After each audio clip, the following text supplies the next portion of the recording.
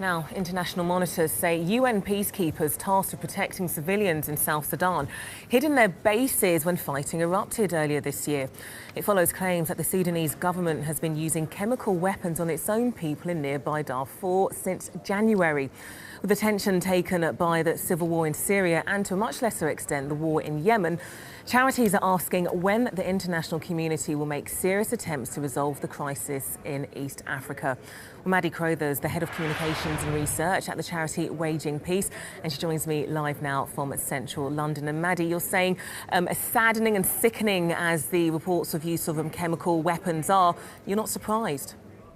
I'm afraid we're not. So at Waging Peace, we talk regularly with members of the Sudanese diaspora in the UK, and what they're telling us is that they've heard these reports before.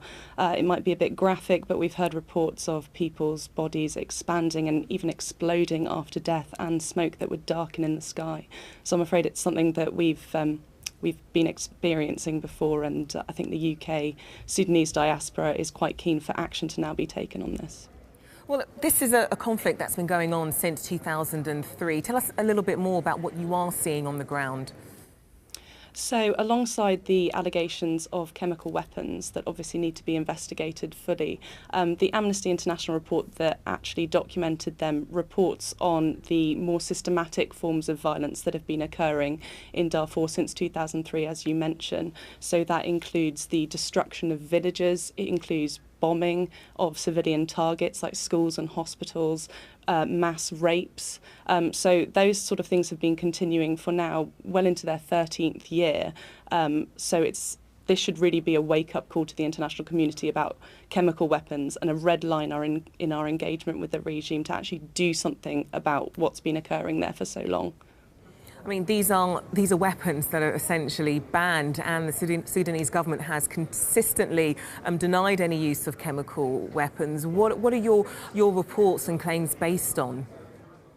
So obviously Amnesty International's report is the most credible account we have at the moment, but that's only because the Sudanese government is blocking access to the area. What's needed now is a full, thorough and independent investigation, and that should be carried out by the same bodies that responded to the allegations in Syria. So the Organisation for the Prohibition of Chemical Weapons, which has looked at the reports already but says it needs to gain access, or a UN fact-finding mission, perhaps under the aegis of the Security Council, or alternatively the Human Rights Council.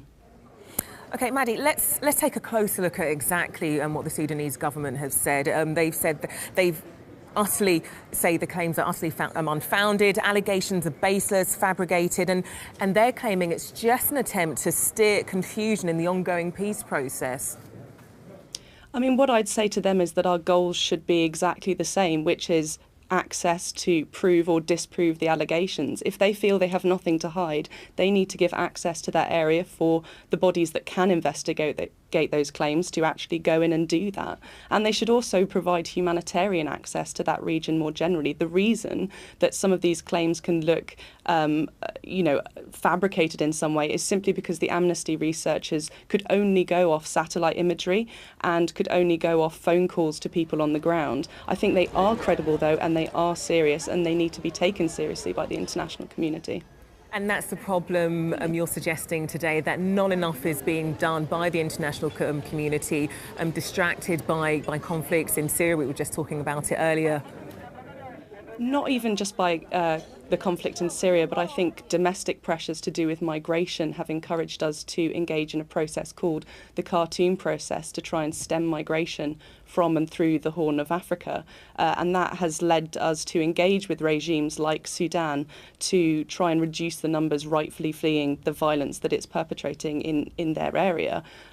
So it's not even external pressures, it's also domestic pressure that I think is leading us into the arms of regimes that are, guilty of chemically murdering and maiming their own civilians. Now, this conflict has been going on for 13 years, double than the conflict, comparing it to Syria. What do you think needs to be done to bring some kind of resolution to this?